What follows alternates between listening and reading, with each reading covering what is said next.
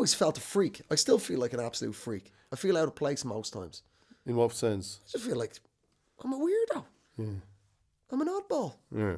I know I'm not normal. Right. You know? I was only literally the other day on the way to the airport going, it could have been so different.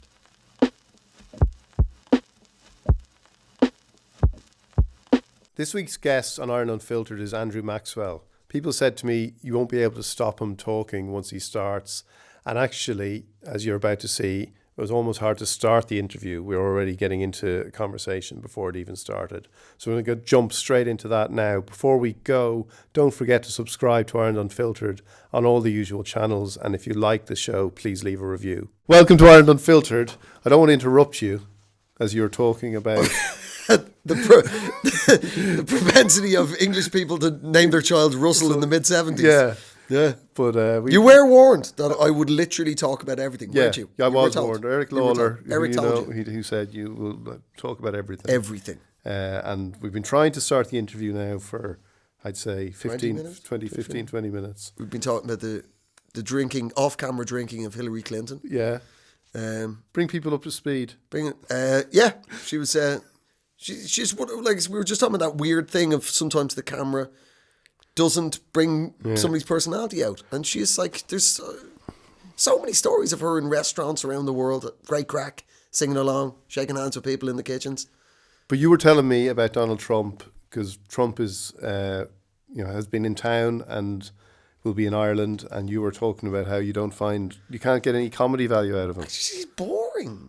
Yeah, it is that sort of and. I use this sort of expression probably loosely but it's the banality of evil. I wouldn't even say he's evil. He's that banal. He's just banal. He's just a tedious old golf bore. Yeah. He's entitled. He's dull. He's lazy. He's not curious. He's certainly not curious. And all that. And that's before the crassness of behaviour. So it's just boring. I don't think what I was saying is what's funny when you're talking about a comedian or you're talking about a politician as a comedian. It's only really funny when you've got a really try-hard politician who's trying to do the right thing and then buggers up somehow. Right. Or one who's trying to be I am the alpha, and then is caught with a picture like cuddling a little fluffy dog. When there's dimensions. Right. Or paradoxes or something. Yeah, exactly. There's nothing but just sludge. Yeah. It's just a sludgy lump of sludge. Yeah, and he's hard to, people, you can't really satirize him either, can you? Because he's... No, and the thing is, it is that sort of thing. Being a populist, all they want is attention. Yeah. So when you're criticising him, you're still talking about him. Yeah. Which I know we're doing right now. We're doing that. Yeah. Brexit is funny though, is it? Brexit is funny because it is so based on... One of the funniest things at its core is pride, vanity. Yeah. And it is just vanity, supercharged by profound ignorance. I've lived in England since I was 20. Yeah. 25 years. Obviously, I'm home all the time. But, what I try and explain to people is it's between our two islands, two nations, two cultures, whatever way you want to look at it. It's like there is a cultural two-way mirror. Yeah. I try and explain to English people, we get all your media. We get all your newspapers. We get all your TV. We see you. We can see you completely. Yeah. We know you as much as we know ourselves. We're getting references to, people having webbed toes in Norfolk. We're getting those references. We know everything about you.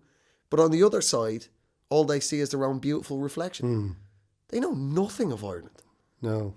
But they never, that's never going to change, is it? We've always looked like they are the bigger island. They're the cultural... Sure. I mean, there's all sorts of rational reasons for it, but, But when something like Brexit comes along... Bang, you're in trouble. Yeah. Until then, and I'm going to talk a bit about this with you, I think, but until then, that relationship was improving and changing. And going to, as your position, and I lived in London for a long time, I found going to London as an Irish person a doddle. Oh yeah, but it's an Irish town. Yeah. I mean, it's 8.5 million people in London, and 1 million directly of Irish descent. Yeah. And they're in the parts of London that we'd be going to, North London, West London. Yeah. But also that knowledge you have of everybody, of English, of England and Britain. That's right. That's right. And you know, listen, I take everybody individually as you find them. You have to. I think it's your moral imperative as a human being to give everybody the benefit of the doubt. I'm just talking about literally there's just a complete paucity of knowledge. Yeah. The classic one is when you're talking like an actual politician, somebody who's in the business, a political journalist, a business journalist, referring to the Republic of Ireland as Southern Ireland. And it's when I hear that, I'm like, oh man, dude, come on. Yeah. With the next country to the left, you share a 300-mile land border with us. We're your largest trading partner. What? Come on. It's not like, you know, Trevor down the pub. Yeah. Weirdly, when it comes to using the proper name of Ireland, it's actually Trevor down the pub. If he's a football fan, he knows it's called the Republic of Ireland. Yeah. From the football. Yeah. But that's the one where my brain switches off. Yeah. Southern Ireland, interesting. You know nothing. But it's kind of ongoing, isn't it? In that sense of like, you know, you look at Javid this week or last week talking about the Ireland being the tail wagging the dog, and this like stuff. Ireland has become this issue that I never considered, and now we're the meanies. Yeah, we're the meanies. You know how in the British editions of British tabloids, and obviously there's the Irish Sun, the Irish Mail, all this nonsense, but in the British editions, particularly in the Sun, Leo Varadkar is painted openly as a reincarnation of the IRA. Yeah, they use the term. It's wannabe Irish gunman. It's the shadow of the gun. And you go, if you know what I mean? That's the level of ignorance. Yeah. And I've sat in, you know, round table discussions, and everybody else is either actually a politician or a political journalist. And they're talking about Leo Varadkar and his republicanism and his Irish. You know, if you don't know that Fine Gael are the most culturally warm party to the UK, then you're hopelessly lost in this thing. You know what I mean? If Fine Gael are saying no to the British state, then it's turtles all the way down. Yeah. It's if it's no from Fine Gael, it's no from everybody else. Yeah. It's every other no, Fianna Fáil, Sinn Féin, everybody else's no is going to be louder and swearier. You know what I mean? But it's in life, if you refuse to learn and you don't want to because you're blinded by your own vanity, as an individual or as a collective of any kind, you're going to come a cropper. You must learn. So when you say the comedy is in that pride, is that what you're talking about? Yeah, absolutely. I mean, honestly, I live in this little seaside town that's super Brexit. And everybody's older, retired. Brexit is profoundly demographic. Yeah. Literally, there's a line from 18-year-olds are the most remain, the next are 19-year-olds, then 20-year-olds, and it just goes up in a line. Till 90-year-olds are 90% leave. 18-year-olds are 90% remain in a perfect line. The tipping point is 51. At the time of the referendum 3 years ago, it was 45.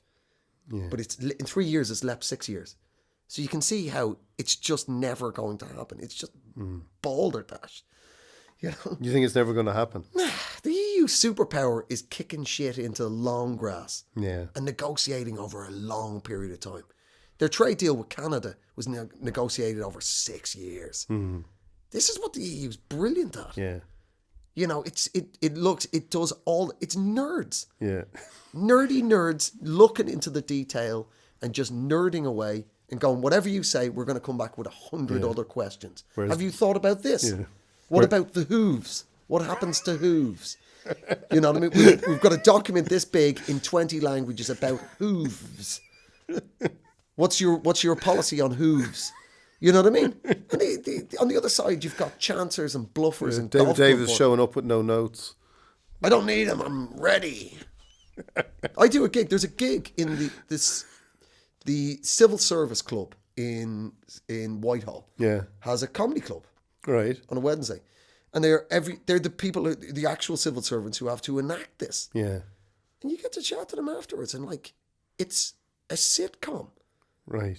David Davis, Liam Fox, Boris Johnson, none of them doing anything. Yeah. Just shuffling paper around, wasting billions of taxpayers' money, doing absolutely nothing. But like the story I want to tell you is this. I was in one day. I was in it. This is so amazing, and this is the level of ignorance I'm talking about. Like actual, just by ignorance, I don't mean in a. I mean it in a literal lack of information. Right? Yeah. I'm in the sauna in the hotel one day, and I'm chatting. I love the sauna. And I'm in there, I'm chatting to this old boy. And he meant this in I've said this on stage because it's just, you could copy and paste it out of real life and just do it on stage. It was so absurdly perfect. This old boy, he heard my Irish accent and he said this in a nice way, dude. He meant this in a really nice way, right? He went, I bet you're delighted being Irish. Yeah. Yeah. What do you mean? He goes, well, do you know what I mean? Now we're out of Europe. You'll be next. Yeah? And once Ireland's out of the EU, then you'll be free to rejoin us. What? What? Yeah.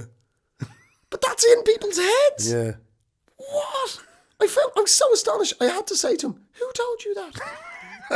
Who told you that? Who told you that? And what did he say? He was just like, I don't know. I just thought you'd like it. That's the level. But the hopeful message is, it is demographic. Yeah. You know, I've said this loads of times in interviews back home. There's 60, I don't know, 66, 67, maybe even 68 now, million people in the UK. And there is more super cool, like sweet, creative, compassionate, funny, charming, sporting, great crack, generous, just sound English people than there is people on the island of Ireland.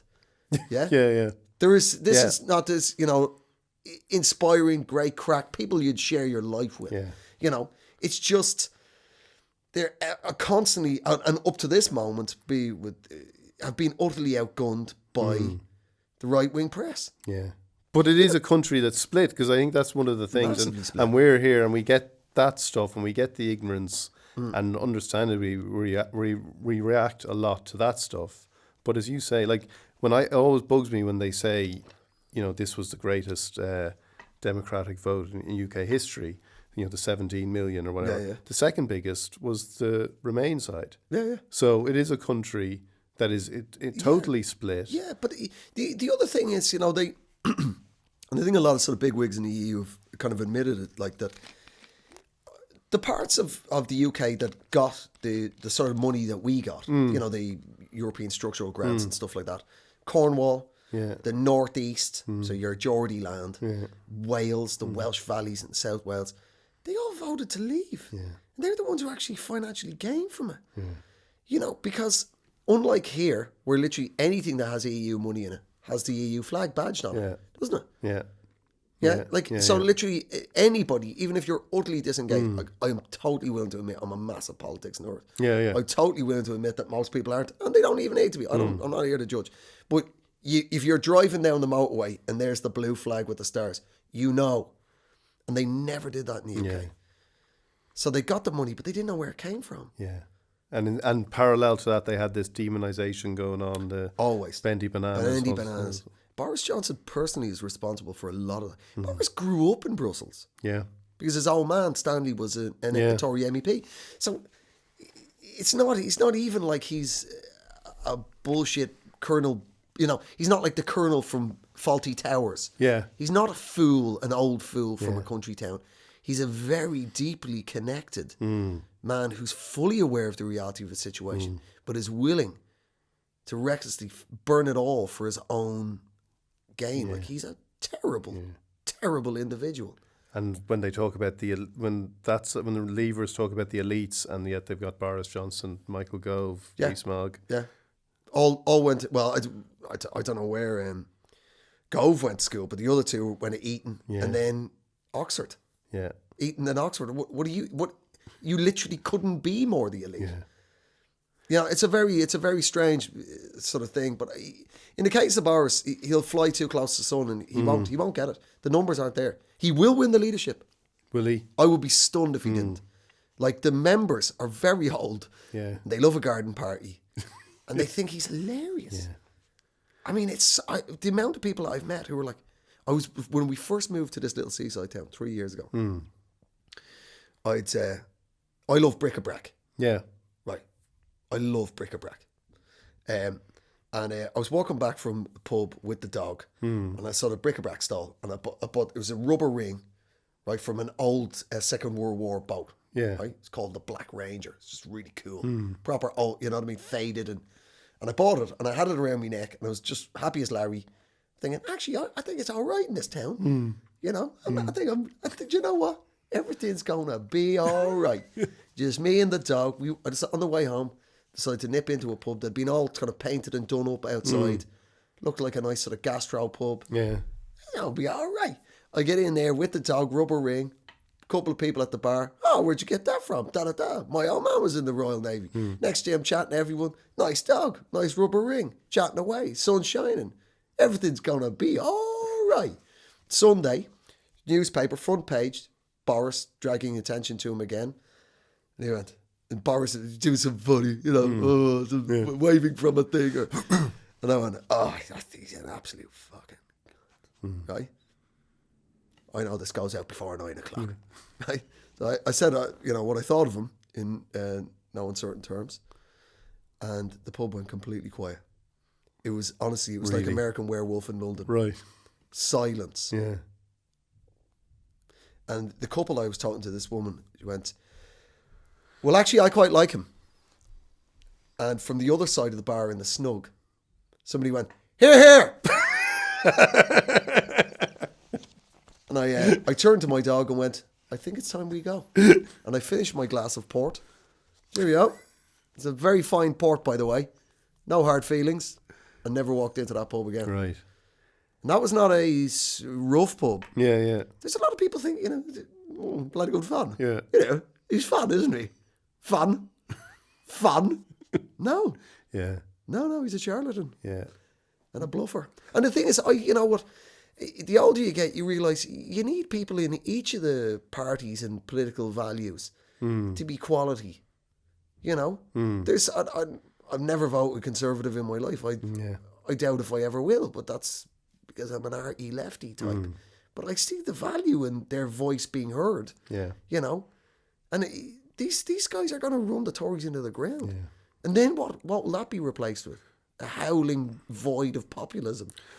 But do you think when you say the EU will stall it and negotiate, like in the Tory party leadership now, it seems to be like this sort of arms race about who wants a harder no deal, if you like, which seems crazy. So it is, but it's all for show. The numbers aren't there. Yeah. So they're caught in a catch-22. So they go with Boris. Okay. All the rest of them are saying Boris as well. Or, no deal. Just get on with it. Gove is trying to triangulate, but he always does. He's a slippery eel like that.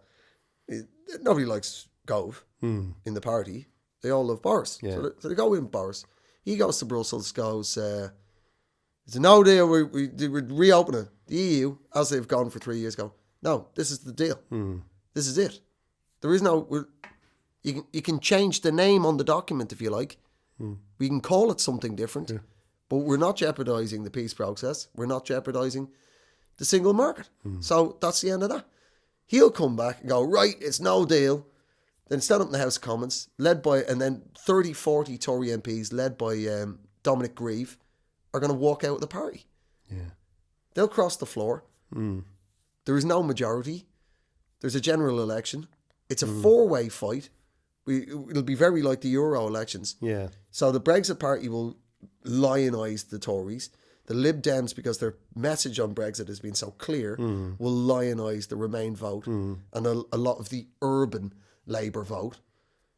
And it'll be a four-way split. Yeah. But the way first past the post works, it's more likely that the Brexit vote will split the right vote in a way that the Lib Dems will take a lot of wealthy commuter towns. Yeah. like your Windsors, like your, St. Albans. Yeah. These are the real target seats for the Lib Dems, your Colchesters. Right? And there will be a Remain majority. Yeah. So it's a sort of ipso facto. They're just... it's just nonsense. Yeah. I have been very impressed by how Ireland's played it, though. Have you? I think, there's been bugger all bickering. There's been a lot of unity. Yeah. Not only with the ruling party, but all the other major parties in the Republic Yeah. have all basically gone, okay, we're not going to try and backstab you while you're trying to do this. Yeah. And we've been solid as a fucking rock. Yeah. They're all over it, dude. Like, they still don't know what the plan is. And this was the easy part of negotiating. This isn't the future relationship. Yeah. I know. But there's like a really basic thing that I've not heard anybody mention in the whole 3 years of. It's a very elemental human observation. When you leave an alliance with somebody else, it's always referred to in the case of a marriage or a divorce. Yeah. But I suppose you could look at it like that, a romantic alliance or a business relationship with somebody else, or you're a business partner with somebody or whatever, right? When you walk away from that unity, that alliance, you don't go to a weird neutral third position. You become a rival. Yeah. And the EU's got that from day one. Right. I have heard nobody in the British political class that has gotten on to that. That the EU's like, hang on, there's no way we're going to give you a better deal so that you could become our freebooting rival on the edge of us. Yeah. The EU gets that. None of them, either Leave or Remain, get that. They're then going to have to be going up against 450 million people. Every other country and major group is going to... Like, the EU's just done the world's largest free trade deal with Japan. Yeah. Which the UK is going to be out of. I know. They just thought it would be easy and the The empire would be coming back. Empire 2.0. I think it's a sad thing that, you get to a point in your life, seemingly, and you need these baubles. I mean, that's what Napoleon said, men will fight for balls. Yeah. That you need these, like, shiny, emotional things around you. Just look at your life. Look at your nice garden. Take another picture. Look at your grandkids. You've had a great life. Has it changed how you feel about living in England? Because when did you move to I moved Kent? there when I was 20. No, but you moved to England when you were 20. But when you moved to where you live now... 3 years. So I've lived... Before or after the vote? It was just before. Right. It astonished me how powerful the tabloids were. Yeah. Because I tune all that shit out. I'm not interested. Yeah. I'm a real man. Yeah. I love scantily clad women. Yeah. I love sport. Yeah. Don't get me wrong. Yeah. I love a wacky story about somebody dropping a fridge out of a hotel room. Yeah. I love all that. But I tuned all the gubbins out, Yeah. the racket, years ago. And it never occurred to it did shock me. Yeah. It's like, wow.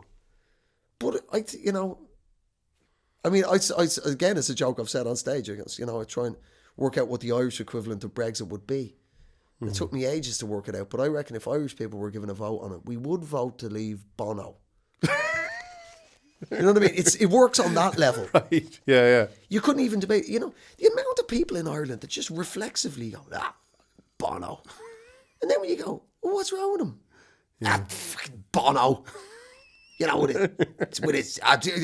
the final straw was when their taxes in Holland. Yeah. But also they also pay a lot of tax here.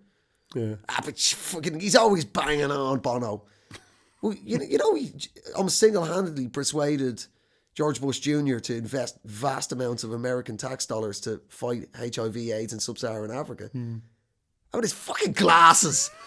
You know what I mean? It's that level of just constant harumphing about Bono, banging on.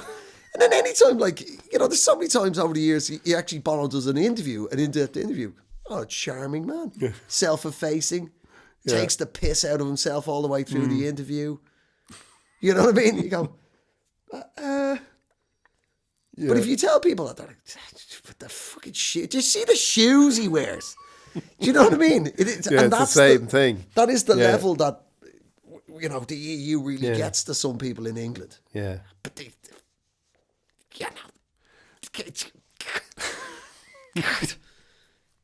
And you know, the only that sort of anti-Bono thing of, I like Larry Mullen. What the hell is that going to do with anything? Yeah. But I wish he just, you know, with his hair and his shoes and God, with his, you know, they can't place it. What it is that is so you know, properly loathing of Bono for no. You know, none of the other members of the band get it that hard. No. So they'd be like, you know, Larry Mullen would be like Norway or something. Yeah, exactly. Yeah, yeah. I like the Larry Mullen option. If we could leave Bono via the Larry Mullen option, you know. Yeah, exactly. The edge of Switzerland. Canada Plus is Adam. Yeah. Adam Clayton is Amsterdam. Yeah. What an amazing dude Adam Clayton is. Just the whole time he's just been banging away, just knocking away on the bass.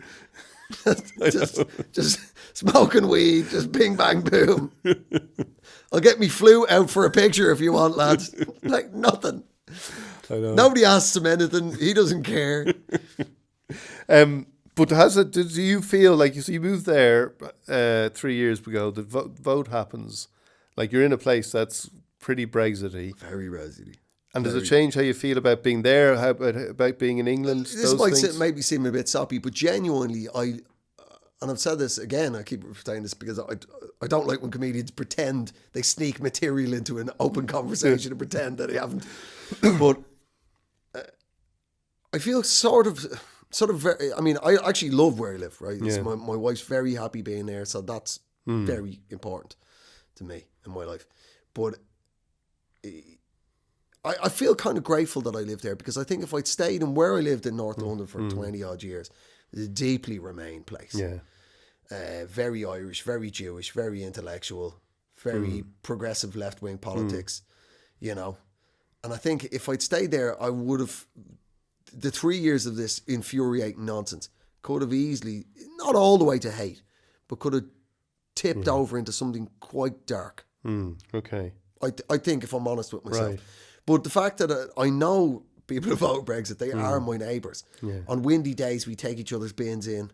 Yeah. You know? Yeah. I'll have a laugh with them over the garden wall. Like, I mean, one of my neighbours is full on, like, a big Brexit poster in his park. Okay. Like, full on Brexit. Like. Right, yeah. So it's been good that way. It's been good to be able to put an actual face to a thing. Yeah, and has it changed how you think about it creatively and for your comedy too? Oh yeah, it's been an absolute goldmine. Yeah. I mean, there's no denying it. It's an absolute goldmine. Yeah. I mean, you know, thank God for Brexit, because otherwise it would all have to be about me falling apart in my middle age. Right. Which is happening. Right, but you can get to that. You've got that in 5-10 years. Which is happening. Right. I did a honestly, I've always been a skinny little man. Yeah. Right? But now the bulge is happening. Like, right. Honestly, I look ridiculous. With me kit off, I just look like a snake who's eating a bowling ball. It's just ridiculous. Just a pot belly on a little skinny fella. It's just, what a terrible look. What a look. Yeah. So I am glad. Yeah, I'm glad that there's Brexit's there. Yeah. To sort of divert me from the nonsense. But I think it's age. It's changing. It's demographic. Yeah. It's just, you know, even if they do leave, they'll be back in 10 years, like 5 years. Yeah. You know, it'll be more like Britain, rather than leaving the EU, it's just gone off to university for 3 years to learn and grow up a bit. And then we'll be back in the house. Only this time it'll be riding its Russian girlfriend in the spare bedroom, you know. You know. Yeah. You know. I think this whole thing, I mean, with this thing we're doing right now, the internet. I mean, we were joking about this before we went on air. Like, before this, it was the national broadcaster. Yeah. And, you know, there's literally me and you here, and there's two people in the other room. But if we were doing this on RTE, there would have been, it'd be like Ben-Hur, a cast of thousands. 50 men call aim and moving one cable around, you know? Yeah, yeah. I turned off a light there earlier. I wouldn't have got away with that. I would not. No. I'll have Desi on to you about that. But, you know, it's changed everything. Yeah. And I think it's information overload. Yeah. And we're only growing up with it. We're only understanding. My son's generation, my eldest is 18. Yeah. Like, they grew up with the internet. I'm always an optimist. I don't know why. There is a Right. lot of bad in the world, Yeah. but I just cannot extinguish my love of life. Right. I cannot. Yeah. I would. There's plenty of times we all have blues, we all have down moments, we all have moments of pessimism. But at my heart, right at the very marrow of me, I just believe it will always get better, and that the next generation will be a finer group of human beings than us. And I think they'll set it right. Right. I think that there's a lot of stuff going on with, everybody learning their new social manners and stuff Yeah, like that. yeah. I did a thing. I did this political festival, politics festival. That was kind of sort of sponsored by the European Parliament. It was on an island called Texel off the coast of Holland. Right. Sounds very elite. Well, it was in a village square and anybody was welcome. Okay. So, it was literally anybody was welcome to just drift in and meet EU commissioners. Right. It was actually a very sweet kind of, exact opposite of what you'd expect it to be. You know? Yeah. We want to do it in somewhere small where anybody can Right. meet Okay. us. Yeah. And it's actually in the most Eurosceptic part of Holland. Right. Those northern islands they're the fishermen. Right. Yeah. They're the fishing crew. Yeah. So they were invited. The fishermen were invited in to tear strips off EU commissioners for the weekend. Okay. They did. Right. But there was one of the people who was working on the social media side of it. She was an Irish girl, really sound, and she was running a social media account of this politics festival. She was going, "Wow, we're just getting inundated by old Englishmen called Trevor and Malcolm and Graham. So many angry Grahams, all these old boys just screaming about the elite and you're undemocratic and and she was just like this charming, sophisticated 20-something Irish girl who was fluent in French and probably a bit of Dutch and German, and she was just like, what the? I couldn't believe it. Like they just pop up and they're telling me I'm secretly ruling the world. Like I'm just an Irish girl who's just run a social media account. And there's that dislocation of my son's generation and 20-somethings of like, but again, that jeez Louise, I don't know. But that goes back again to what they've been told when you talk about the papers and you talk about, Certainly. and the younger generation isn't they're not getting their information from the same places. So that's something to be 100% hopeful about as well. Oh, 100%. Well, that's what I mean. The tipping point of Brexit being 51. Yeah. What do they have in common? Nobody under 51's buying a newspaper. Yeah. Just a bit of dead trees covered in crap. Yeah. You know what I mean? Yeah. I mean, there's a bad side to that because, like being a massive politics nerd that I am, I love journalism. I really, really admire journalists. Yeah. If you've written it well, Yeah. and I believe that you believe it, then I'll give it a shake. And again, it can be from people from totally different political values to me. Yeah. I'll give that a go. But when I just think you're a shit store and you're saying for shits and giggles and likes and thumbs up and you don't even mean it. They're the people So listen, take me back then. Right. You say you're a politics junkie, but the young Andrew Maxwell growing up in Kilbarrack, Protestant. Yeah. Grandparents, both grandfathers were Methodist preachers, is that right? Both my granddads were lay preachers. Right. And both of them in their youth did a lot of street preaching here in Dublin. Right. Um, Did you know them? Oh God, yeah. Absolutely. Yeah, absolutely. I was very lucky in the fact all four of my grandparents lived relatively late, Both my granddads were called William. My maternal granddad was from Fermanagh. Right. He moved south before partition to work on the railway, and just a border went up, and I just thought, I'm not moving. Okay. He met me granny. My granny's from Southside. Right. And they just lived in Colester for 60 years. Okay. 60 years. He was an orange man in his youth. Right. But he loathed bigotry. Yeah. He really, really disliked it.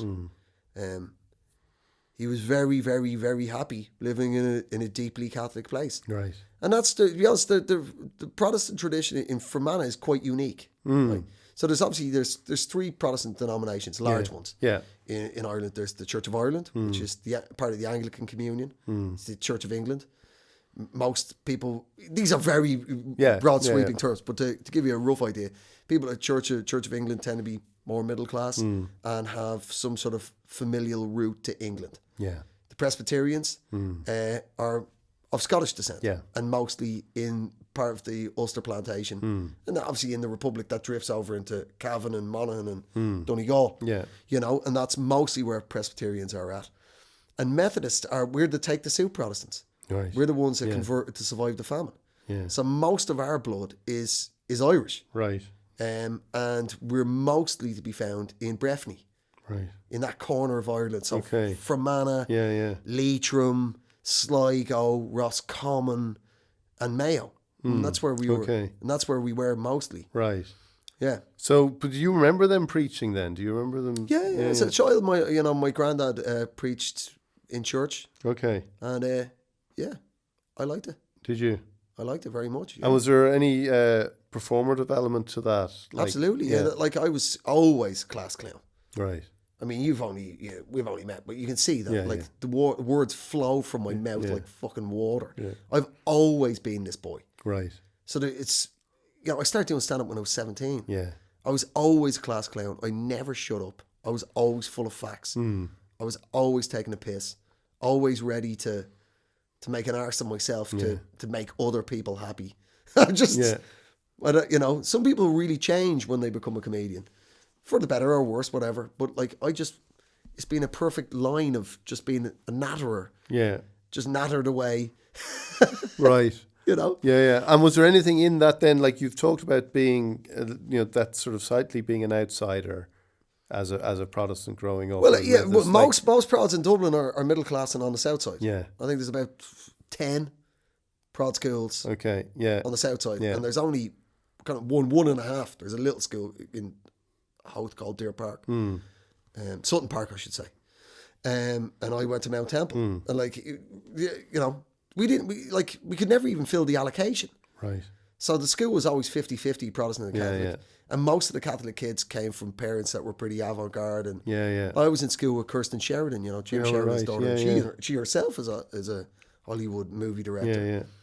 I remember friends of mine. I remember they'd going to Mount Temple, and it was kind of slightly exotic as a school. It wasn't, it was kind of liberal such just a literally accident of birth, being a Protestant kid, going to the young Protestant kid on the north side, the most liberal school in Ireland.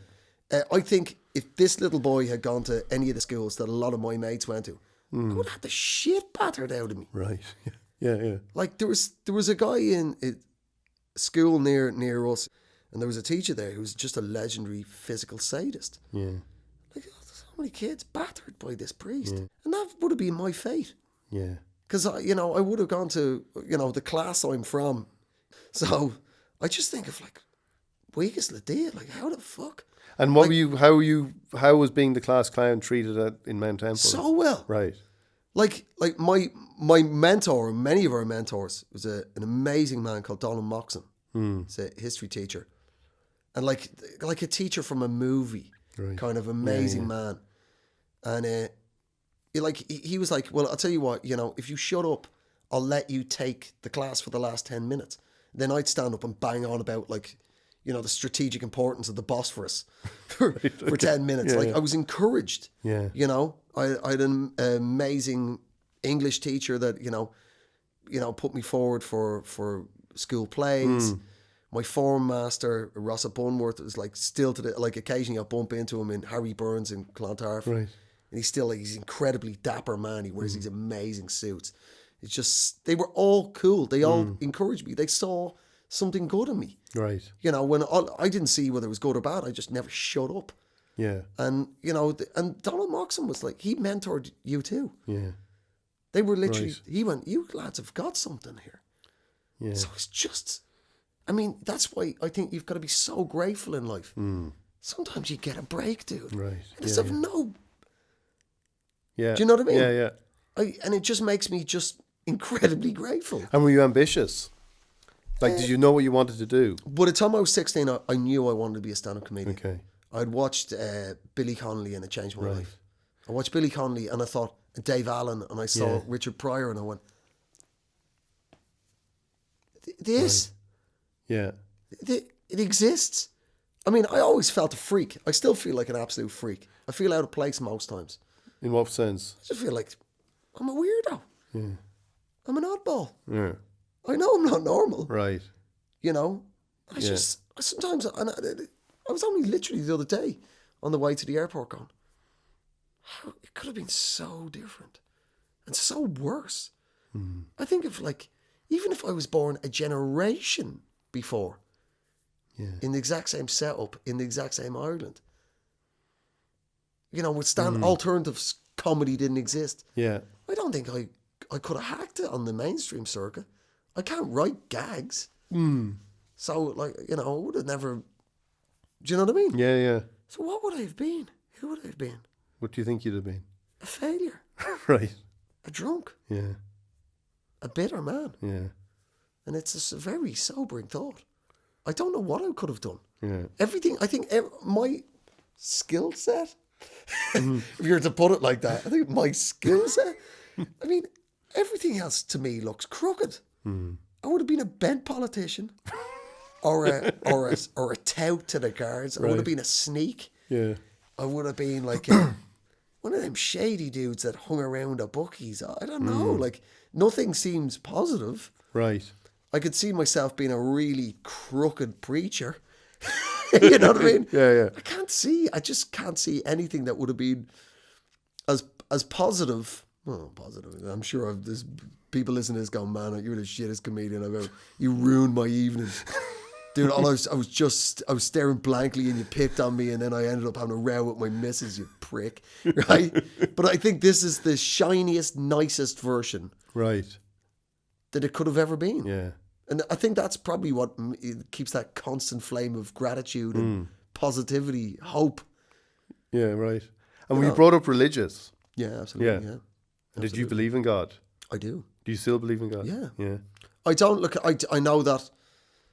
Again, it puts me outside the loop. But I feel it.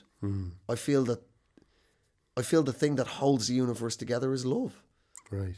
Yeah. I might be wrong, but if I'm wrong, I don't care. It gives me an engine to be positive and loving.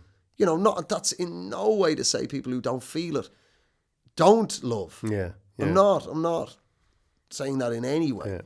A lot of my dearest friends are atheists. They just don't feel it. Do you think I think it is something that has to be felt.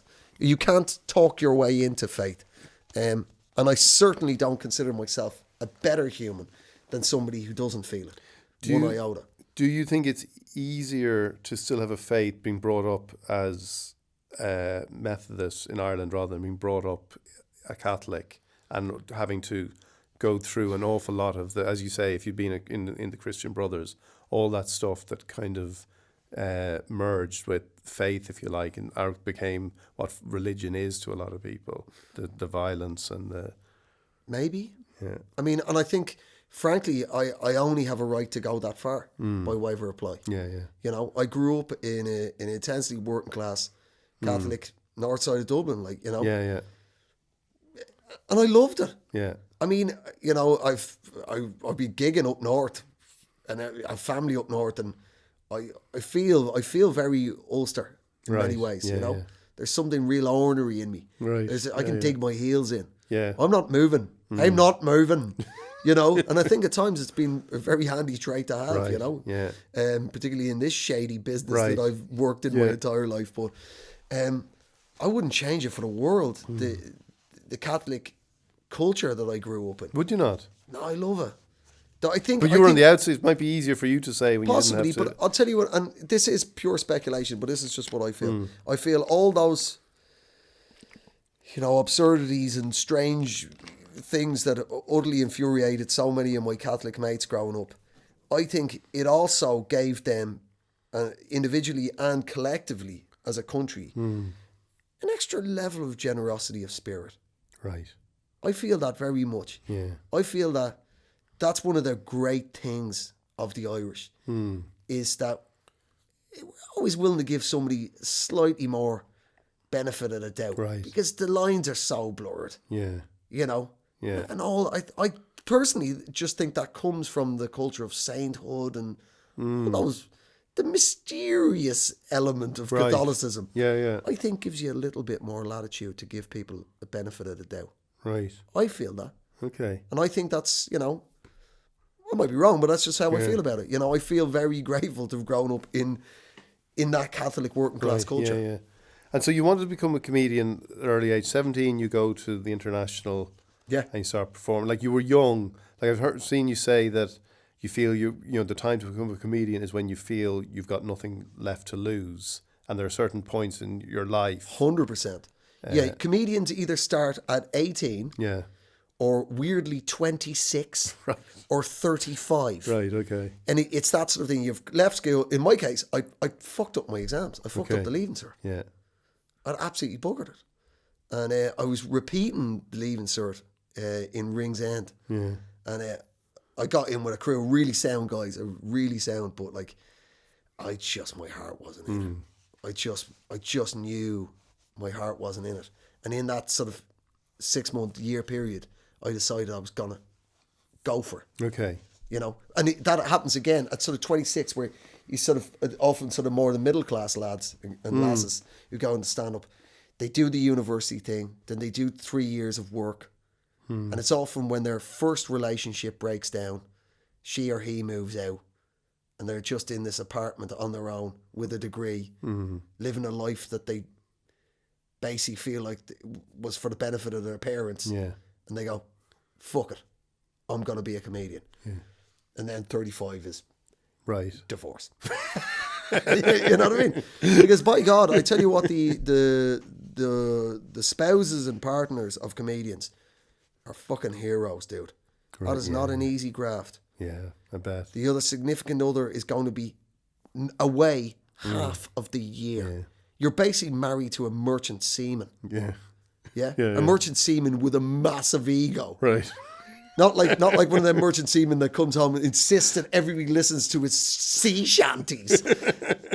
It's a real, Yeah. it's a hard graft, and it takes a really special person to be able to stick it out with a comedian. Right. It really does. I bet, yeah.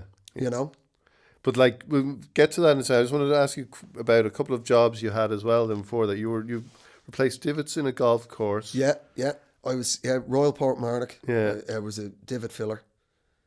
And you, It was horrific. and you worked in the bank van. You worked in the bank. That's vans, right. did I used you? to work for CP Security, Right. based out of Colester. Okay. I did that for about a year. I was a radio man in the back of the van. So what does that mean? So we're the street guys. There's a driver, there's a jump out man. Yeah. Who you've seen the helmet Yeah. with it. And then the radio man's job is, when the cassette, as it's called, or paint bomb, goes into the hatch at the back. Right. Jump, jump, jump. Your job on the other side is in 10 seconds or whatever the hell's left on the clock to turn off the paint bomb before you become purple for a year. Right. Right? So you've got to turn off the paint bomb, and then you have to ring in the radio codes, the secured codes to base to say that you're moving on to the next location. Okay. So you were driving around with like Millions in cash. Okay. Millions. And we were collecting mostly from credit unions and mega pubs on the north side. Right. We were literally sitting ducks. And any hairy experiences? I didn't, but some of the guys that I'd worked with had a horrible incident not long after I left. Okay. Yeah. I mean, we were literally sitting ducks and on minimum. And what age were you when you were doing that? 18. Right. 18. And it was while I was doing that, I was like, I have to try stand-up comedy. I have to. Yeah. I think it's good though. I mean, like my 18-year-old, he's going to take a year out before going to college, and he's going to do a minimum wage job, and I think it's very important. Okay. Yeah. To just, this is what life looks like. Right. Here's money, Yeah. but here's graft. Right. Yeah. Here's graft. Yeah. And then I was also I'd be the night watchman on buildings. I used to be the night watchman on the old Carroll's cigarette building Right, okay. on the canal. Yeah. Like in a porter cabin out the back all night. Right. Just awake. You'd have to ring in the base once an hour, Right. sitting in an itchy jumper, Yeah. waiting to get knocked off. Right. Just I take out I take out the middle bar out of a what you call it, a clothes horse, not a clothes horse. What am I talking? Hat stand. Yeah. To that, and I just slept with an iron bar Right. Okay. So You'd have to wake up every hour and go, no, I haven't got knocked off now. Right. So that was why comedy was becoming more and more appealing. Appealing, yeah. Yeah. Rejection of strangers meant nothing to me, as having to fight a scaldy balls at 3 a.m. by the canal with an iron bar. Yeah. And so when did you? what I mean? Yeah, and then you decided to go to London. Yeah, I basically followed the other lads. Right. So in quick succession, Dylan Moran, Ardal O'Hanlon, Kevin Gildee and Dermot Carmody all moved to London. There weren't enough gigs here. Yeah. There was a gig in Belfast, still is. Same gig in Dublin, same gig in Belfast, same gig in Galway, same one in Cork, are all still extant from all those years ago. And I just followed the lads. Okay. And Ardal and Dylan really helped me. They both, not that the other two boys didn't, but, you know, Dylan would let me stay at his gaff. Yeah. Ardal gave me a load of contact numbers and both of them put in words with me. And Right. that's how I started. And the first 2 years I lived in Essex with my sister. And were you naive, do you think? Did you, like, going over at that age, did you, like, how soon was it you realised this is going to be hard? I was just excited. Right. It's 20, your life's ahead of you. Yeah. It was just, I just remember I was poor all the time. I was broke. Right. I just ate fish. All I remember is eating fish fingers a lot. Bananas and fish fingers. Okay. Sleeping in all my clothes because I couldn't afford heating. Yeah. You know? Yeah. But I just remember being so excited. The world was just in front of me. Right. And the women. Yeah. Like London. Like I love, don't get me wrong. I absolutely adore Irish women. But it's the capital of the world. Yeah. You know? Yeah. You're dating people from all over the planet. Yeah. You know? You've got no money, it doesn't matter. You're on a date with a Czech girl. Yeah. The next week you're on a date with a Nigeria girl. You're like, just the world is just amazing. It's amazing. Like, you just don't need money when you're young. Money is a thing to make old people feel better about themselves. You know? Yeah. And it happens. It's weird. Like, I'm 45 this year and I went through, you always go, midlife crisis. Shut up. That's nonsense. That's only for knobs. Last year, I found myself genuinely, and I had to come out of it. I was like, how did I get here? I found myself online on Auto Trader looking at Maseratis. I was like, I've never had any interest in cars at all. I never watched. Yeah. I was never into Top Gear. No. I've never been No, that's not your bric-a-brac is your... Yeah, bric-a-brac. Bric-a-brac is my thing. Swimming in seas. And swimming in Dublin Bay and bric-a-brac. Yeah. And, you know, politics and stuff. But now you're looking at... I was looking at just... And it began. And then I had like a midlife crisis for a solid 6 months. It was just the weirdest. Oh, God. How would you mean, like, what do you mean by midlife crisis? Well, I was just like, I need a sports car. Right. I need one. Yeah. You know, I started cycling long distance. I didn't have an affair because I'm very happy with my wife, but all the rest of it, and I found myself crying. Okay. And having to tell the missus, like, I don't know what's happening to me. I don't know, baby. I just don't. Yeah. I don't know what's happening. I just don't know what's going on. So weird. Yeah. So weird. And I came out of it. I came out of it because there was some serious family hardship, and it made me realise what was really important. Okay. But how I got out of it, I went to Sydney. Right. I started gigging in Sydney. And I gigged in Australia many years, you know. But it pulled me out of this sort of funk and made me... I just started, you know, swimming in beaches in Sydney and eating in beachside restaurants and I rang up my missus. I goes, you've got to come out. Right. But the next time, I'm not doing this on my own. Like. Yeah. So she came out earlier this year with me and our littlest one, who's 2 next month. Right. And I just gigged for a month, and our friends actually got married as well. And we were in Sydney for a month, and it cured me. I can't explain it. I just found me mojo again. And what do you think? You think it was a midlife crisis? Because like your kids are what, 18? I have an 18-year-old son, 11-year-old daughter, and a 2-year-old daughter. And like, do you think any of that was like having an 18-year-old again? There must be a sense of like you're sending somebody out into the world and. Well, maybe I don't know, but it more felt just biological. Right. Yeah. Honestly, dude, it felt like I just woke up in a perplexed middle-aged man. Right. You And know? you'd never thought of you'd like, it kind of caught you by surprise. Totally by surprise. Because you're still the guy who came over. I was still just, I've always, because I think it's, you know, there's one of those things in addiction therapy, they often talk about of the age you become addicted to the thing that addicts you kind of freezes you in that year, in that age. And any of the lads any of the boys and girls who've ever done comedy know that I love a pint of Guinness. Yeah. I would be up chin wagging and talking bollocks to the wee small hours.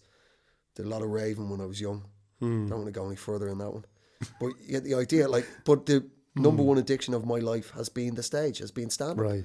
And so in many ways I think I was frozen in aspect of a 17-year-old. Okay. I feel that. I feel like a 17-year-old lad. Like I'm not. I'm a 45-year-old dad with a mortgage. Yeah. You know? But I just think it was almost biological, dude. I just woke up one day and it was just like, it just hit me. And there was a phase where I was just on the edge of tears a lot. And not self-piteous tears. Right. I wasn't like, oh, my best years are behind me and my beautiful body is... What happened to my beauty? You know, none of that. Yeah. There was it was just perplexed and a wee bit scared. Were you? Just a wee bit scared and just lost. Yeah. Very odd. And I thought I was going to fill that with a Maserati. I mean, if Maserati are listening and want to get, I think your cars are beautiful. And it would fill some kind of a void if they were listening. It would fill my Maserati hole. But such an odd thing. Yeah. And, you know, you hear about it. People always joke about it. And you just think, no. And has it passed now completely? It feels like it's passed. Right. I feel alive. Yeah. I feel great. And has that been something, like, was that a rare kind of, you know, when you say about feeling close to tears and feeling that kind of sense, like for most of your life, would you say you have been what you talk about, being optimistic, being hopeful? Like, yeah, absolutely. But I've always, I'm a deeply emotional man. Yeah. You know, listen, I cry at the drop of a hat. Right. I cry at movies. Like, you know, I feel wonderful about it. Yeah. It makes me happy to do so. Sometimes I cry at nature. Right. One day I parked up the car, I was on tour around the West, and I pulled into Mullamore, you know Mullamore in Sligo. And there's a pub there, I forgot what the name of it is. And out the back, I'd had some delicious seafood there. Huge fan of seafood. Wonderful chowder. Maybe that set me off, I don't know. But the light on the West, you know, when there's sometimes that light over the ocean and on the West Coast, it's heavenly. There's no other word for it. And there was this beautiful view all the way up Donegal Bay, and you could see Donegal stretching. The light had thinned, or whatever the hell the term is, and you could really see the mountains for alone. And they looked so beautiful. And I just wept. Right. I wept with the joy of it all. Yeah. And I felt so much better. And that's, you know, this midlife crisis hasn't set off the tears. Right. It's always been there a little bit. Yeah, yeah. I find it's like maybe once a month I need to just let the sun die out and not turn the lights on in the living room and just listen to some Frank Sinatra. Right, yeah. That album, Wee Small Hours, man. Yeah, yeah, yeah. Just my granddad on the other side. He was a great man for the dusk. He liked sitting in the dusk. Yeah. Just letting the light die in his chair. Yeah. You know what I mean? Yeah. I don't know why, but you know. In your career terms, do you feel like it seems the opposite really when you say like your best years are behind you? It feels like through lots of factors, maybe including Brexit, like things are getting better and better for you. Like, yeah, you know what I feel, you know, again, that sort of thing of, I work a lot on Radio 4 and I do a lot of sort of politics stuff, and it does feel like I'm coming into the right age for it. Yeah. You know? Yeah. You know that expression, imposter syndrome. It's impossible not to feel that, particularly when you're working class. Right. You know, Ireland is a deeply class-bound society, but it is still more meritocratic and more socially fluid than the UK is. Holy shit, dude. Yeah, yeah. I mean, I remember one night, I was in an after party in Edinburgh, sat around a table with a bunch of mates, right? They're all comedians. all of a left-wing bent, as it were. About 5 of us, we're all having a laugh and all the rest of it. Just fucking great. I love the Fringe. I love Edinburgh. By that, I mean the Edinburgh Fringe Festival, you know. The sun rises so early and you're just sitting around in a Scottish dawn, just chin wagging, you know. We sat around and I was just talking about, you know, just how classist everything is in Britain. Yeah. I had me fucking... this is the one that they were all going to have to listen to. Yeah. You know, and everybody's like, everywhere you turn, everybody's Oxbridge. Yeah, you know? yeah. Fuck, they're all Oxbridge. They're all Oxbridge. And the 5 people I was around the table just went, what? One of my mates, Matt, went, I went to Cambridge. Right. And the next guy at the table went, I went to Cambridge. And the other 3 had gone to Oxford. And I had not even known. Yeah. That is how pervasive and powerful the class system is in the UK. But, I feel now, as a middle-aged man, I have a right to bang on about things. And I feel very comfortable. You know, I think, I've debated on British radio against Tory government ministers. Yeah. I think, you don't know more than me, Sonny Jim. Yeah. I'm older than the Taoiseach. I'm older than the President of France. Yeah. I'm older than the recently had to step down Chancellor of Austria. Sunshine. Yeah? And that is the great bit of being, our vintage. Yeah. When you can get to that. Yeah? Yeah. You don't mind getting pulled over by the guards. Nice to see a young man in a uniform. You know what I mean? Yeah. You know what I mean? Yeah. So, I mean, I have... I just finished recording it, our second series of my radio show on Radio 4. It's called Welcome to Wherever You Are. Yeah. And it combines all those things that I love, comedy and current affairs. Yeah. So the premise of the show is we're in the radio theatre in the BBC. We've got a massive Skype screen. And live in their home city all over the world in real time, we record 6 at a time, but the episode's gone down to 3. We have comedians all over the world. And their giant head on the screen, they could see the audience could see them. I interview them about what it's like being a comedian in their country. Yeah. This series we had a guy in Belgrade, a Serbian comedian. We had a guy in Budapest. Both countries, very authoritarian regimes. We had an Aborigine female comic down in Sydney. We had a Palestinian female comic who's got cerebral palsy. She's based in New Jersey. And we talk about, I interview them about what their lives are like being comedians there. We had a guy in Zimbabwe. He was really funny. Names elude me. I'm terrible with names. But then I introduce them and they do like 5-10 minutes of stand-up. And it's a birth I'm very happy in. Right, yeah. And we've been recommissioned. This is the second series. It goes out next month in July. Right. Yeah. Potentially, dude, it's something that could run forever. Yeah. Because there's always more comedians. Yeah. There's always... Yeah. And the fact that our business has opened up to every gender, every identity, every ethnicity, every age. It's a fascinating time, to chat to people, you know.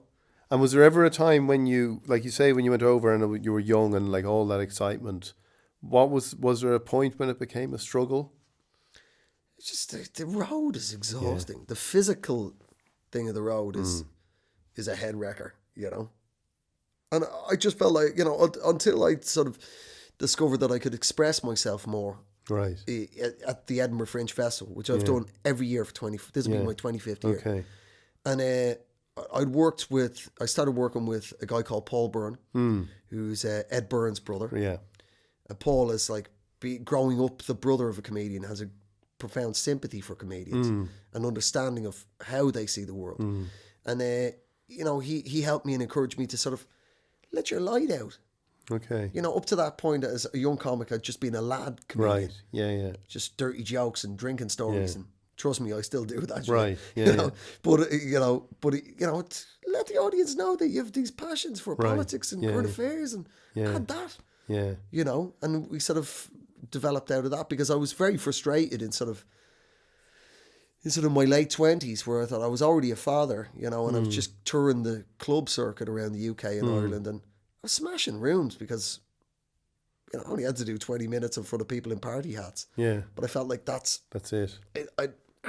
yeah. Yeah. And I was blaming other people. Right. But deep down, I knew it was me. Okay. I wasn't being brave enough to. So you were doing the lad stuff, and you were and then you'd go and off. work in a room. Right. Like, listen, I'm awesome. I'm not Jason Byrne awesome, but I can work a room. Right. I used to be a warm-up man at the BBC, so I have those skills. Okay. What do you need to work a room? You have to have an incredible emotional ability to read the room, feel how they are, right, and then start bantering with people, and knowing who to pick out of the room, right. Yeah, and Jason is the Don. Okay, we will. Well, explain that to layman. What makes him the Don? Jason just knows how to whip a room up into absolute hilarity. Right. He can make them do anything he wants. Okay. Jason's physical. Jason's, I don't know, 6'2". Yeah. People, because he's always like wacky and rawr. Yeah. You kind of forget, like, Jason's also a big unit. Right, yeah. Like, get out, get up here, get you, up here, get on here, put this hat on. You're standing, you just see men trapped in sleeping bags. You're a worm in a bag. Did you hear me? You're a worm in a bag. Hold this. Hold it. You're holding a giant plastic poo in a sleeping bag, terrified. And they just do. Yeah. They just go along with him. He just whips them up into this, and he finds in these live moments of incredible hilarity. Yeah. He's the biggest ever selling act at the Edinburgh Fringe. Right. Nobody. Jason is like the Elvis of the Fringe. Okay. Nobody outsells Jay. Right. Nobody. Yeah. The Scots love him. Yeah. They love it. I mean, rightly so. Yeah. Rightly so. Nobody beats Jay. Right. So jump back. You're working the room. Sorry, that's fine. I could literally talk about my comedian friends all day long, because that's what you have to be. Right. To last this long in the business, you've got to be a comedy fan. Okay. You got to really love it. Yeah. Yeah, I bet. Anyway, sorry. So no, you're working the room. You're able to do that, but that you feel like you're just hitting this. Yeah, I just got there. There was nowhere else for me to go, and I wasn't getting onto the telly. Yeah. And when you say you were blaming other people, who were you blaming? Oh, everything. It's just. Were you resenting other comedians? I would say it was more that it was more vague. The system, the man. Yeah. You know what I mean? It's very easy, very seductive to fall into that way of thinking. But if you're trapped in it, you're fucked. Yeah. In any business, but particularly in show business. Yeah. The devil is bitterness. In our business, and it's so tragic when you see a comedian being consumed by bitterness and self-pity. Who wants that? No. Who wants to see a comedian be self-piteous? No. I mean, it's like having an innie cock. Who's good as that? Like, it's all there, but you have to cough to make it fall out. Like, you know what I mean? That's a specialty market. You know what I mean? Very niche. Curio, a biological curio. I'm sure it's for somebody, but I would say that overall, no. Willy lovers don't want an innie cock, right? Yeah. It's a crude way to put it, but you understand. Yeah. And I was frustrated with myself, and then through the Fringe, I started again, like, working with Paul and just expanding out and giving myself the chance to speak, to say what I thought, right? But make it funny, yeah. But bringing that onto the stage, and I got to there, and then the next real break, and it was life changing. Was my mate, again, one of the funniest men I've ever met, Dara Breen. He brought back this TV format from Australia. Yeah, I was always so much far ahead of the rest of us. Right. Yeah. We were playing checkers with our ball bags, and he's playing chess with his mind. Like, I mean, he's it never occurred to us. We always thought we had to wait passively to get a break. Right. Oh no, not Jay. Yeah. Oh, sorry, not Jay, not Dara. Yeah. Dara does a show called The Panel in Australia. Yeah. Thinks, I could buy this format and make it in Ireland. Yeah. And, he did the first series, and, and slowly but surely, Seamus Cassidy, comedic genius, who's the producer of The Panel, they brought me on more and more and more, and I ended up famous in my homeland. Yeah. A country I'd left when I was 20. Yeah. The next thing, I was in my sort of early 30s, just living the dream. It's funny that there isn't as much of like RTE get a lot of like there that comedy and things like that doesn't seem to appear as much on RTE these days. What do we have? A crystal ball in front of us? Am I wearing a turban? Who knows? Who knows what goes on in the minds of Donnybrook? Who knows, my friend? Who knows? Yeah, we can have a stab at it. I don't know whether we had the camera rolling. Camera's rolling. Shit, how old am I? But you get what I'm saying. Yeah. But I do mean it. I think I've always thought like it's such a funny institution, RTE. Yeah. There was like, some of the high brass there would just be as happy running board in Amona. It's for a television station. Yeah. There's not an ounce of show business. Yeah. But I don't know. But listen, they broadcast it. They broadcast. Christ knows how long we ran the panel for, and it changed all our like. Me and Neil, like, it changed our lives. Yeah. It changed our lives, dude. We're known. People know us in the street in Ireland because of the panel. Yeah. Even now, it hasn't been on telly for years. Yeah. And yet, Yeah. it was just that was a genius. It was a perfect format for Yeah. Irish people. Yeah. Every other panel show is a mock quiz Yeah. because that's part of the English nature. They love a rule. They have to codify it. Yeah. Yeah. Everybody was kicking a pig's bladder around. Yeah. And the English had to turn it into a game with rules. And every other, Mock the Week, Have I Got News for You, QI. Yeah. I recorded my first episode of QI recently. That'll be out in the autumn. It was a pleasure, massive pleasure. Yeah. But they're always, and the news quiz on Radio 4, which I do regularly, it all ends with, Team A gets 52 points, Team B is 76 points. Not the panel. Yeah. It's just... We're going to talk bollocks and then bring somebody on, talk bollocks with them, and then we'll have a break. More bollocks, another guest, and good night. Yeah. And it was more than enough for Irish people. Yeah. Yeah. More than enough. The viewing figures at the height of it, sometimes I look back and think, wow. Yeah. Yeah. There's 28% of the population of Ireland were watching. Really? Right. Crazy. Yeah. It was crazy numbers. And it made I've had some of the most amazing moments where you feel like a star. Just regular Irish people have made me feel like, really famous. One day I was coming through in a hire car, coming through a toll booth. I think it was on, I can't remember which motorway I was on. I was coming through the toll booth and I was just about to hand over the money. And there was a young fella, he was in Dublin, but he was somewhere down the Midlands. Young fella just goes, "Not you, Maxwell. Your money's no good here. Please." And he ceremoniously, you know what I mean? Just, Yeah. And honestly, I felt like a golden god. It was €3 or whatever it was, but I even now, I think... Did you want more people to see it? Do you want people, because nobody would know what that was, what the barrier is being raised for. Must have been more than enough. I don't know who he is, dude. Wherever you are out there, you made me feel like a natural woman.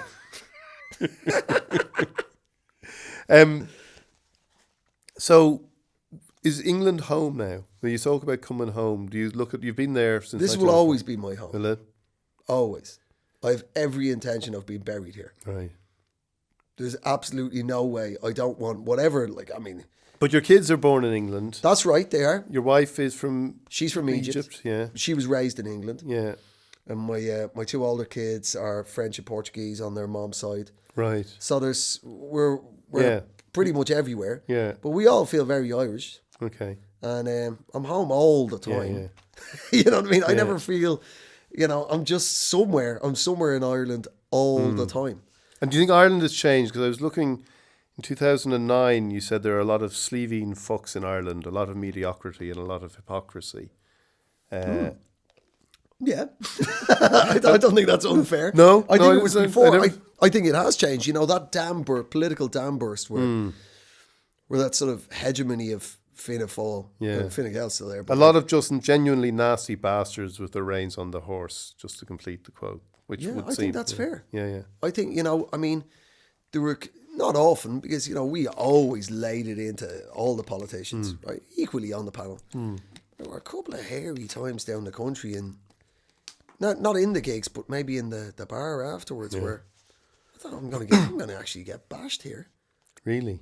Yeah, sort of low-ranking punters from Right. large national parties. Okay. There was a couple of times I thought, you know what I mean? There's Yeah. some of the party machines in some of the small towns. There was a couple of times I was like, wow, this is pretty hairy Can you here. say what you say about politicians in England? Can you say it as easily, like, or is there the same culture about saying it here? How do you mean? Like being as satirical, being as like we don't have that sort of strain of satire that's kind of remained or been persistent in Ireland. No, but I think also, but in Ireland, like, we know that we're like, the politicians we have are the politicians we got. I feel Irish audiences are very willing to take their part of the blame. Right. Yeah. Yeah. You know, whereas in England, you've got that, the elites. Yeah. And it's partly populist guff, but also fucking true.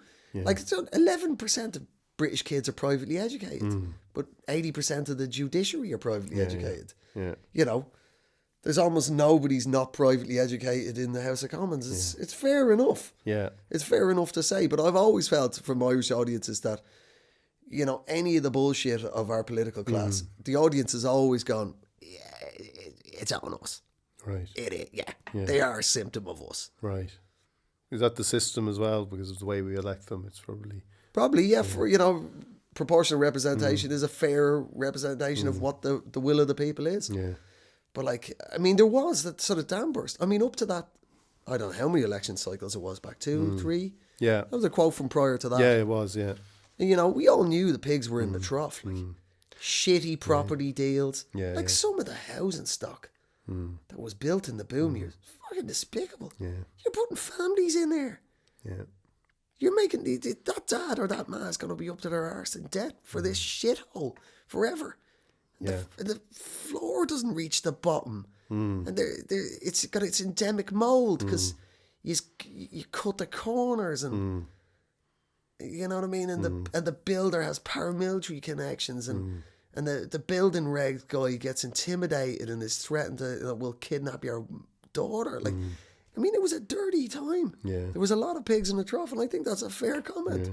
You know, it's not all of Ireland. No. And I do believe it has got better. But like that doll before it all burst, there was an amazing statistic. A third of the TDs were the grandchildren of people who had been in the Civil War. Yeah.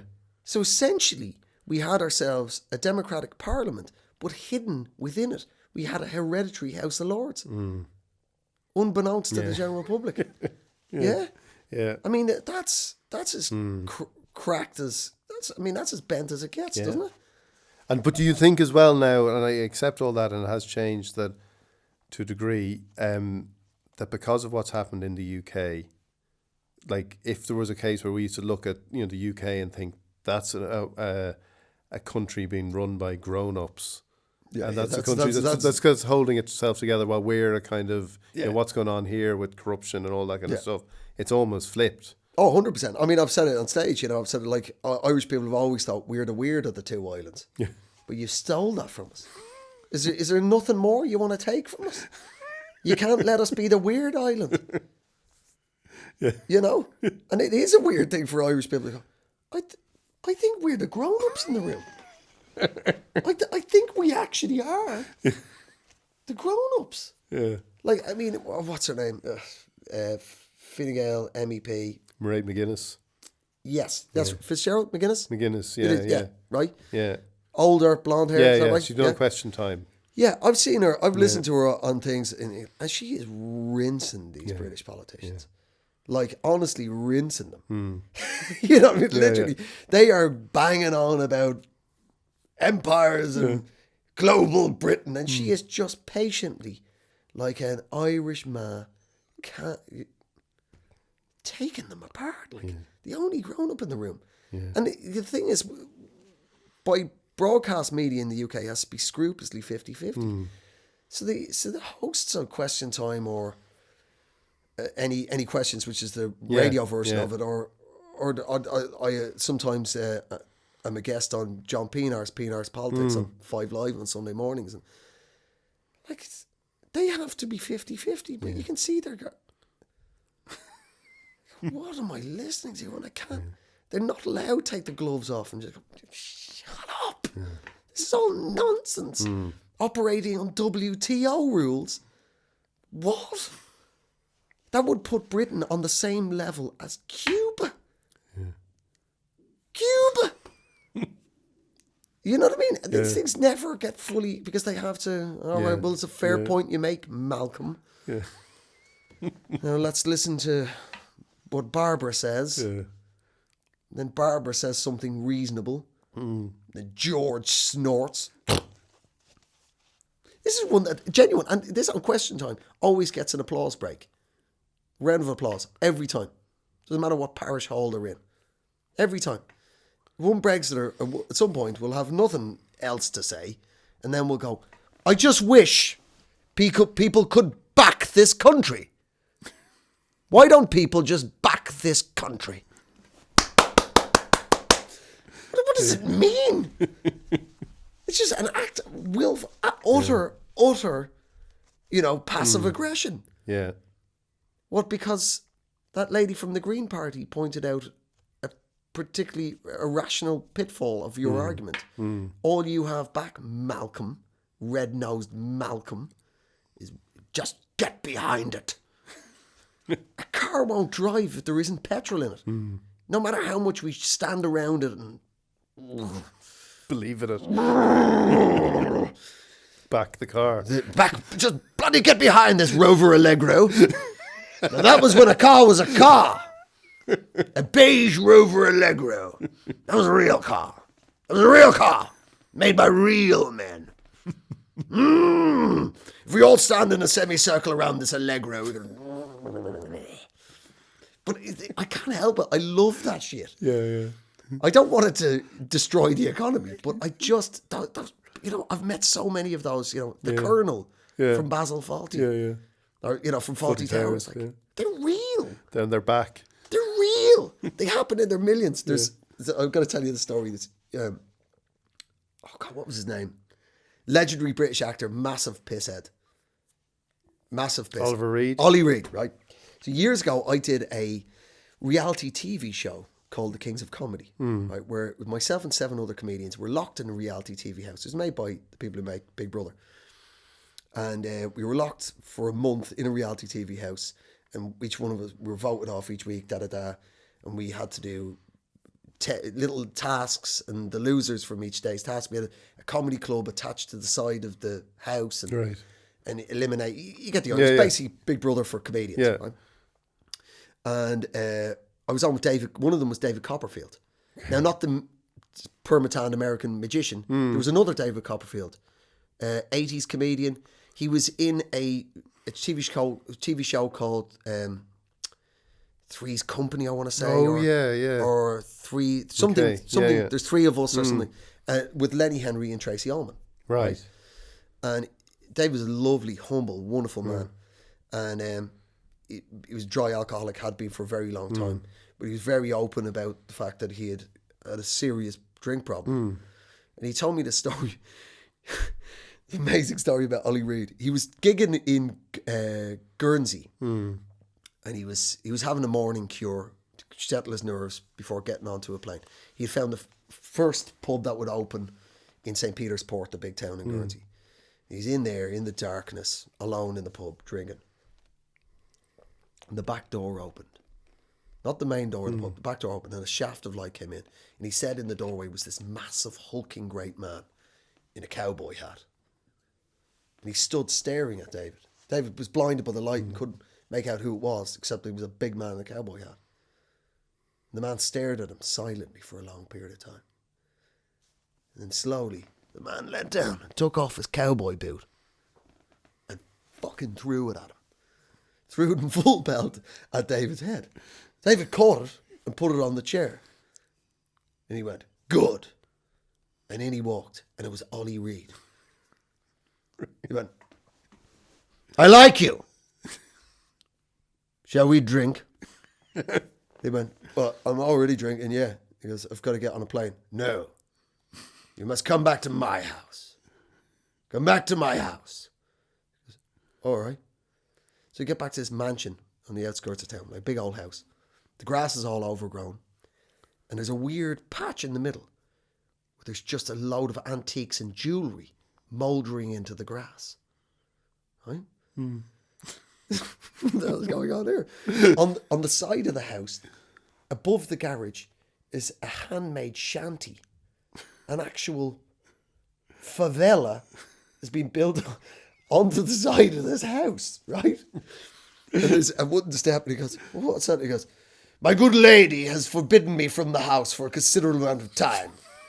She threw the jewels that I gave her out the window, and I will not be picking them up anytime soon. So they climbed up this ladder and into this room, right?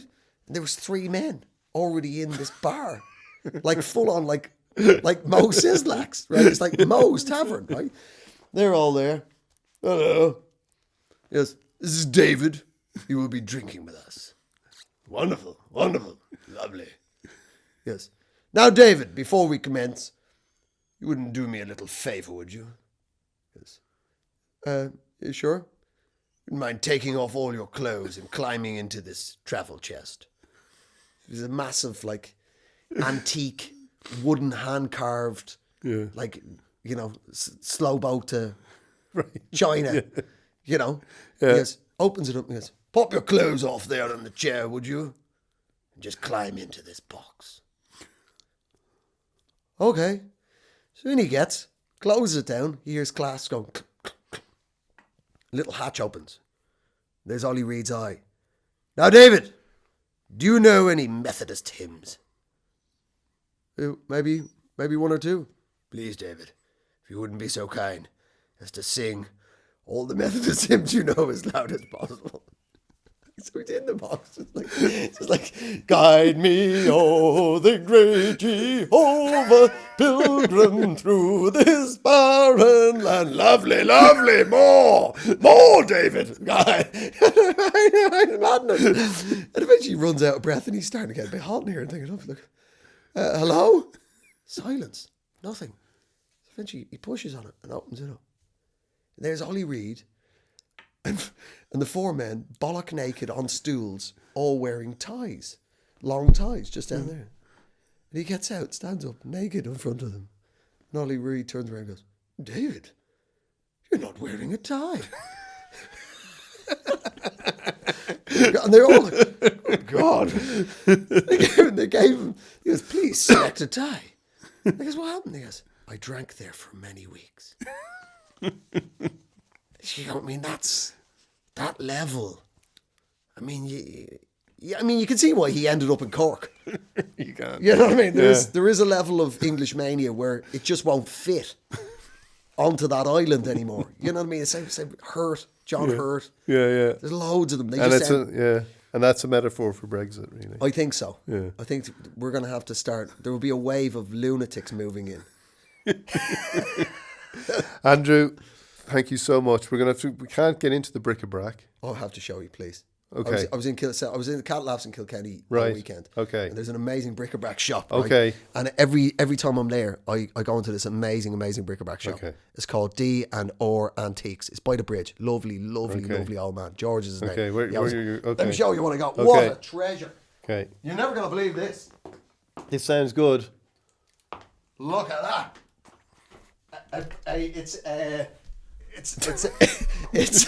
Well, as you can see, I mean, a wooden dolphin. It's a chipped wooden dolphin, and the broken bit has been sellotaped onto the bottom. I mean, Your eyes must have lit up when you saw that. I was like, it was. You wait your whole life. You wait your whole life for a chipped wooden dolphin. Like, I mean, wow, I know. You'll never guess how much that cost. I won't guess. No. $5. No, really. I gave him a $5 in a note, and he gave me back a $5 in coins. Very decent of him, and but probably a fair deal. Technically, that's free. I mean, yeah, and that's hard to believe. That's what I love, Dion. That's what I love about bric-a-brac. I mean, so many questions. What was it? There's a thing. The blowhole is underneath. What was it for? Was there more? Why did you buy it? Well, I bought it because I had 4 pints in the afternoon. Like, I mean, I had a perfectly rational reason for purchasing it. But like, Yeah. Where did it? I mean, was it a? I mean, you know, I mean that's the joy of bric-a-brac. Yeah. I can see the joy it's bringing you. Yeah. Wonderful. Andrew Maxwell, thank you very much. That was the brilliant Andrew Maxwell. He left and he was talking about, God, that went on. Did I talk too much? I could have listened to him for another couple of hours because the way he talks about Brexit, everything is so entertaining, and he's a really fascinating man. Before we go, don't forget to subscribe to Ireland Unfiltered on all the usual channels. And if you like the show, please leave a review.